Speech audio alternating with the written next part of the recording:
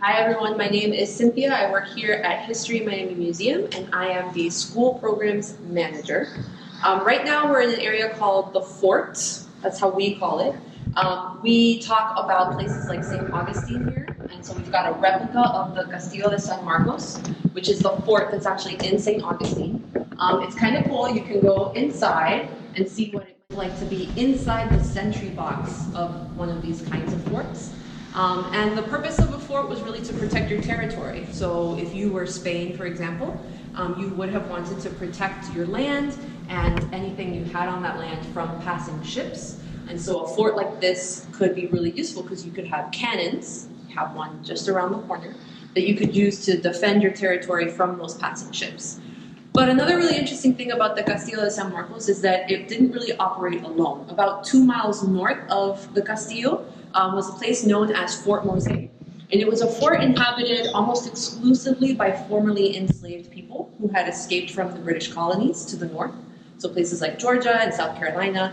And these folks were highly motivated to fight against the British. And so they actually agreed to work for the Spanish, got some conditional freedoms, defended Spanish territory from the British during several incursions. And the head of that fort, his name was Francisco Menendez, and he's one of my favorite people in history. He headed the efforts of Fort Mose and all the people who lived there to defend Spanish Florida. He took agency over his own life when he escaped from his enslavement in South Carolina. He fought with allies of the Yamasee Indian tribe in the Yamasee Wars. So he's a really great example of how someone can be experiencing a terrible hardship and a terrible experience, but like take agency over their own lives and really fight for their own freedom. Eventually, though, the Spanish king wasn't really paying Francisco his due, so he actually became a pirate, which I think just adds an element of sort of coolness to his story. We also use some of the items we have over here to tell his story.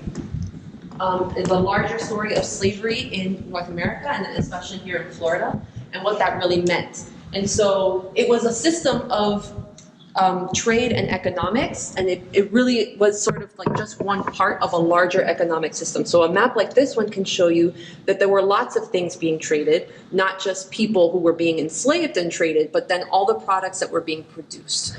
And in the case here, we have some objects that kind of represent that. So bottles that might represent rum made from sugar cane, which would have been traded, leaves of tobacco, that would have been traded, and then the really obvious things of like the shackles and the images that represent the enslavement of people and the trade of people at this time.